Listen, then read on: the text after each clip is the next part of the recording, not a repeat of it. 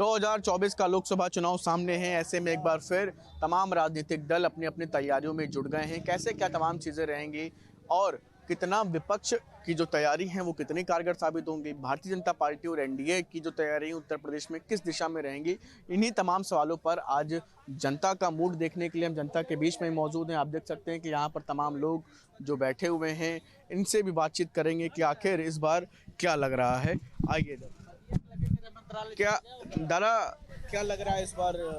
प्रधानमंत्री नरेंद्र मोदी भी आज वाराणसी में हैं। वाराणसी और मोदी को लेकर के विपक्ष भी निशाना सीधा साधता है। कैसे देख रहे हैं? भाई ये हमारे देश की विडम्बना है। 10 साल बाद देखो वैकेंसी निकाली गई और उसके बाद उसका पेपर लीक हो गया। तो बच्चों के साथ क्या हो रहा है, भविष्य के साथ खिलवाड़ हो रहा है ना। तो इसलिए जनता कैसे भाजपा को वोट दे देगी? राम नाम पे, काशी मथुरा पे, किस चीज़ पे भारतीय जनता पार्टी वोट पाएगी? हमको बताओ। अरे बच्चों को नौकरी दिए होते, अबे जो नौकरी एक लालीपाप दिए थे, चुनाव आया था, वो भी पेपर लीक हो गया। तो ये हमारे देश की बहुत बड़ी विडम्बना है। इसको कैसे क्या करेंगे? अब वही राहुल गांधी जी आएंगे 2024 में, तभी देश हमारा स्वतंत्र होगा, नवयुवक बच्चे नौकरी पाएंगे, हम लोगों की भी आशाओं की किरण जगेगी कि हमारा बेटा नौकरी करेगा। विपक्ष ही मतलब अलग लोग उनके साथी सहयोगी जो हैं आगे पीछे हो रहे हैं, कहीं बातचीत कौन हो रहा है? आरएलडी जैसे चली गई। अरे भाई ये है, एक चीज बताओ, हम ये 5 अंगुली है, हर आदमी का ईमान तो सही नहीं हो सकता है ना। नहीं, हर आदमी का ईमान जो है वो सही नहीं हो सकता है ना। उसमें कुछ धोखेबाज भी आदमी होते हैं। वो अपने लालच में चले गए कि हमको भारत रत्न मिल रहा है, चले गए। उससे क्या मतलब है? भारत रत्न ले करके जुलामी जुमला, उसके बाद फिर ले जाके, जैसे वो खिलाड़ी सब ले जा करके वो मेडल फेंके थे, वैसे ये भारत रत्न कहेंगे प्रधानमंत्री जी ये लो, जब 24 के बाद परेशान होना चालू होंगे तो। अरे तुम्हारा किसान जो है बॉर्डर पे मर रहा है, उसके बाद तुमको भारत रत्न प्यारा है, ये कहाँ का? मोदी की जाति को लेकर के भी मोदी की कौन सी जाति है? कोई एक बार तेली बोलता है, कोई ओबीसी बोलता है, कोई फिर जो है सामान्य बोलता है। हम यार कैसे मान ले? वो भी इनको प्रज्वलित करना पड़ेगा अपना जो है जाति प्रमाण पत्र, तभी हम मानेंगे कि ये जाति के हैं। क्या लग रहा है 2024 में कोई पढ़ा लिखा राहुल गांधी प्रधानमंत्री बनेंगे जो देश को चला सकते हैं। क्या कहेंगे दादा? मोदी सर, मोदी तीसरी हैट्रिक करेंगे। जो इंडिया के सहयोगी हैं वो भी छिटक रहे हैं, दूर हो रहे हैं। तो वो तो सब अपने अपने स्वार्थ के लिए जुड़े हुए थे, समझ रहे हैं? भी यूपी में साथ छोड़। हाँ, तो जब सब अपने अपने स्वार्थ के लिए जुड़े थे, जिनका स्वार्थ पूरा नहीं हो रहा है उनको पता है। हाँ, मोदी की गारंटी है। वो तो एक लोग समझ ही नहीं पा रहे। 15 स्टेट ऐसे होंगे जहाँ किसी विपक्ष की, किसी पार्टी की बोनी नहीं होगी, खाता नहीं होगा, खाता नहीं खुलेगा। ये 15 स्टेटों में अब जो कह रहे हैं भाई साहब, वो 15 स्टेट भाई साहब से पूछ लीजिए। चुनाव आयोग वो 15 स्टेटों का ईवीएम पहले से सेट करके रख दिया गया है, इसलिए दूसरे किसी का खाता नहीं खुलेगा। 2024 में कांग्रेस और समाजवादी पार्टी के गठबंधन होने से उत्तर प्रदेश में बहुत बढ़िया परिणाम आएगा। और ये हमारे बड़े भाई हैं, भामाशाह हैं। ये भामाशाह इस तरह से बोलते हैं जो बड़ी बड़ी पार्टियों के चंदा देते हैं। ये हमारे बड़े भाई, हकीकत क्या है कि गरीबी बेबसी में रहने वाले लोग, जो गरीब जनता है वो परिवर्तन चाहती है। उसके कारण है 2 करोड़ लोगों को रोजगार, देश से भ्रष्टाचार समाप्त करना, देश से महंगाई समाप्त करना। देश के प्रधानमंत्री जी बोले थे, उस पर एक कदम नहीं चले, बल्कि महंगाई बढ़ती जा रही है। मोदी की जाति को लेकर के भी, और यूपी में अगर देखा गया तो इंडिया में आरएलडी भी दूर हो गई गठबंधन से। आरएलडी के जाने से और आने से कोई फर्क नहीं पड़ेगा। कोई भी नेता चला जाए, अब जनता चुनाव लड़ रही है ना।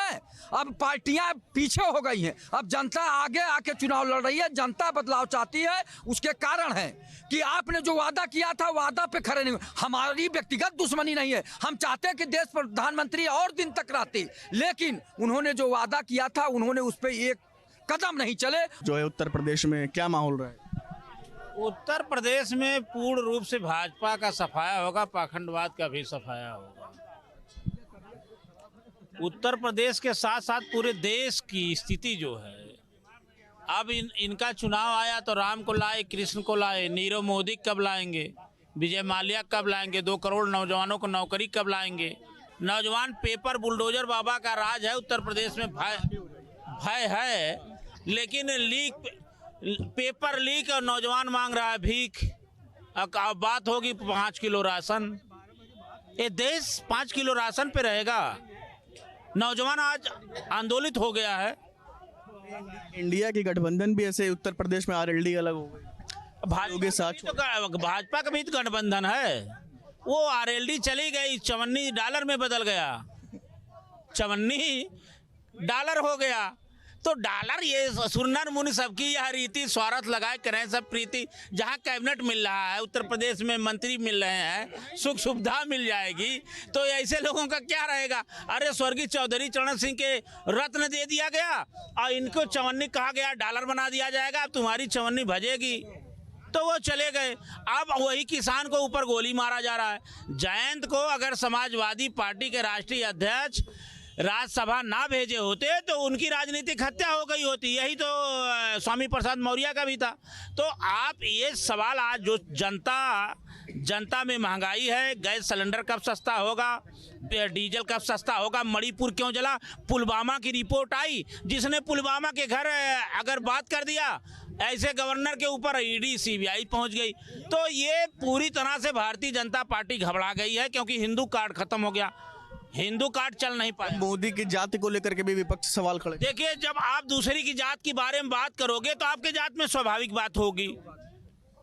आप अगर दूसरे की जात की बात करोगे, आप प्रधानमंत्री हो, पार्लियामेंट में कहो कि मैं बैकवर्ड का सबसे बड़ा चेहरा हूं। अरे आप भारत के बड़े, विश्व में सबसे बड़े लोकतांत्रिक देश के आप प्रधानमंत्री हो। ना आप हिंदू हो, ना मुसलमान हो, ना पिछड़े हो, ना अगड़े हो, ये संविधान कहता है।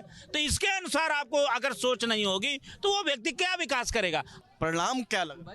देखिए, परिणाम यही होगा कि गरीबों की अब गरीबी दूर होगी, जुमला पाखंड शब्दों से काम नहीं चलेगा। जो आप बोए हैं आपको काटना पड़ेगा। जो भी सरकारें बोई थी वो काटी है। आप निस्दिन कमाई आपनी कबहू निष्फल ना जाए। अगर पेड़ लगाया बबूल का तो आम कहाँ से खाए। आपने तो केवल जुमले दिया, 15 लाख खाता में, अभी तक किसान अगोरता ही रह गया। आज जो वाराणसी की बात हो, उनका संसदीय क्षेत्र जाएंगे, क्योंकि वाराणसी सीट भी खतरे में जा रही है इंडिया गठबंधन के बाद। इतना कह रहा हूँ मैं तो, मोदी के उस 400 वाले पे अब की बार 400 पार, अब की बार 400 पार। मैं भी मोदी का वो डायलॉग बोलना चाहता हूँ, मगर समझ लीजिए 400 पार क्या, सीटें नहीं। पेट्रोल 100 का 400 पार, डीजल 100 का 400 पार, कड़वा तेल 400 पार, रिफाइंड तेल 400 पार। अब ऐसा ना हो कुछ दिन बाद ये कह दिया जाए कि जो 1000 का सिलेंडर है वो कहीं 4000 का ना हो जाए। तो मोदी जी को तो मैं यही बताना चाहता हूँ। बाकी लोग का कहना है कि सबकी जाति पर बात होती है। अब देखना ये होगा कि 2024 के लोकसभा चुनाव में परिणाम क्या होते हैं। लोगों की मूड तो फिलहाल अभी दोनों ही पक्षों को लेकर के साफ है। अब परिणाम क्या होंगे ये तो आने वाले दिनों में तस्वीर साफ होगी। मोदी पर साधा निशाना, क्या विपक्ष को पड़ेगा पछताना। गठबंधन संभाल नहीं पाए, मोदी पर सवाल उठाए। मोदी की जाति पर प्रहार, क्या बीजेपी करेगी 400 पार। इन सारे सवालों को लेकर के हम इस समय प्रधानमंत्री नरेंद्र मोदी के संसदीय क्षेत्र वाराणसी में है और वहां की जनता से जानेंगे कि आखिर उनके दिल में क्या है। जिस तरीके से प्रधानमंत्री नरेंद्र मोदी ने आज अपने उद्बोधन में भी कहा कि जिन योजनाओं को सबसे छोटा समझा जाता था, आज वही योजनाएं गरीबों का सबसे बड़ा सहारा है। हमारे साथ बनारस के बासिंदे हैं, इनसे बात करते हैं। क्या लगता है भाई साहब, जिस तरीके से प्रधानमंत्री कह रहे हैं कि आज वही योजनाएं गरीबों के लिए सबसे बड़ा सहारा बना है, जिनको कभी विपक्ष बहुत छोटा समझता था। देखिए, मोदी जी उन सभी मुद्दों को बड़ा मुद्दा बना दिए जो कभी विपक्ष सोचती भी नहीं थी, जानती भी नहीं थी, जिसको बहुत छोटा समझा जाता था। जैसे कि स्वच्छता अभियान, जैसे कि शौचालय के करोड़ों शौचालय बनवाया, करोड़ों लोगों को प्रधानमंत्री आवास योजना के जरिए घर दिया। ये जो छोटी छोटी योजनाएं थी, इन्हीं योजनाओं के बल पर आज मोदी जी हर दिलों के ऊपर राज कर रहे हैं। विपक्ष गठबंधन में आज ठीक तरीके से चल नहीं पा रहा है और देश को संभालने की बात कर रहा है। आपको क्या लगता है? मोदी जो काम करते हैं सोच विचार करते हैं, गरीब हो या अमीर हो सबको लाभ पहुँचे। इसी वजह से विपक्ष परेशान रहता है कि मोदी जो कार्य कर रहे हैं। आज देखिए इतना विकास हो रहा है, कभी कभी भविष्य में विकास हुआ है, कभी नहीं। जो आपने बताया उज्ज्वला गैस सिलेंडर और सब्सिडी, घर मकान, सब कुछ मोदी जी दे रहे हैं। कोई ऐसा प्रधानमंत्री था जो आज तक किया? कोई नहीं किया। हमारे समय से तो न भूतो न भविष्य, न ऐसा प्रधानमंत्री न ऐसा मुख्यमंत्री। हम लोग बड़े भाग्यशाली हैं कि हम लोग बनारस में जन्मे हैं। हमारे बहुत यशस्वी देश के प्रधानमंत्री हम लोग बनारस के सांसद हैं। आज मोदी जी बनारस में 14,000 करोड़ रुपए की योजना हम लोग को दिए। जब जब आते हैं हम लोग को कुछ न कुछ दे के जाते हैं।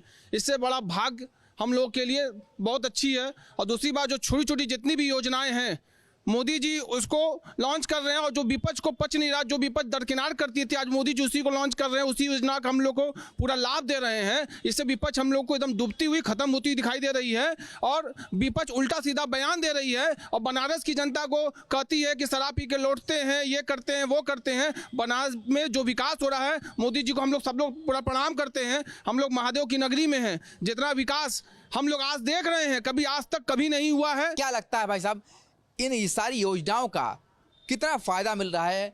सिर्फ बनारस नहीं बल्कि उत्तर प्रदेश नहीं, देश कितना बदलता हुआ दिखाई दे रहा है?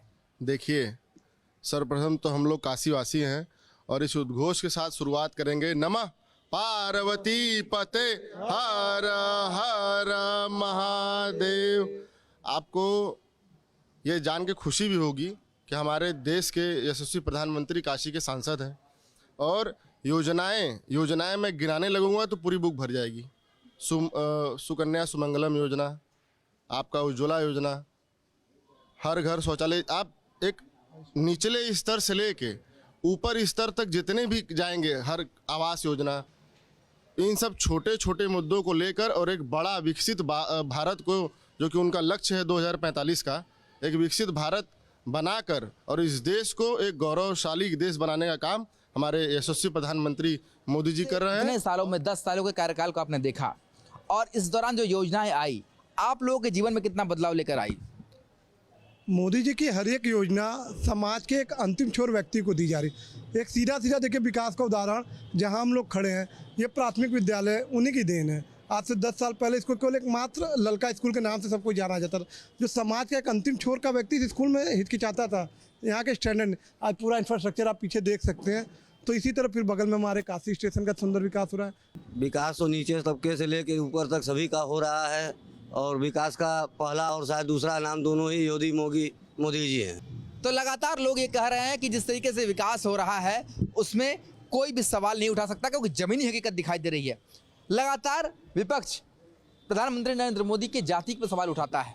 क्या लगता है ये किस तरह की राजनीति है? अभी ये कई सवाल आपने किया कि विपक्ष घबराया हुआ है। क्या विपक्ष जितने भी लोग हैं ये सब भ्रष्टाचारी हैं? इतिहास उठा कर देख लीजिए, कहीं ना कहीं इनके ऊपर जांच एजेंसियां बैठी हुई हैं, और ये सब गठबंधन करके एक ईमानदार आदमी को हराना चाहते हैं। और जाति की बात कर रहे हैं, किस जाति की बात कर रहे हैं? आज मोदी जी जो बनारस में, चाहे पूरे देश में जो भी कार्य कर रहे हैं, धर्म पे या किसी भी चीज़ पे काम कर रहे हैं, संस्कृति पे, आज छोटे छोटे जो खुमजा ठेला वाले जितने लोग हैं सबको रोजगार मिल रहा है। लगातार सवाल उठाए जाते हैं, जाति के आधार पर सवाल उठाए जाते हैं। जमीनी स्तर पर आपको क्या दिखाई देता है? सर्वप्रथम तो मैं ये कहना चाहूँगा कि धरातल पे अगर कोई सरकार कार्य कर रही है तो आदरणीय प्रधानमंत्री श्री नरेंद्र मोदी जी की सरकार कार्य कर रही है। बाकी सब लोग फाइल पे ही काम करते थे, फाइल से आगे नहीं बढ़ पाते थे। धरातल पे काम भारतीय जनता पार्टी ही कर रही है।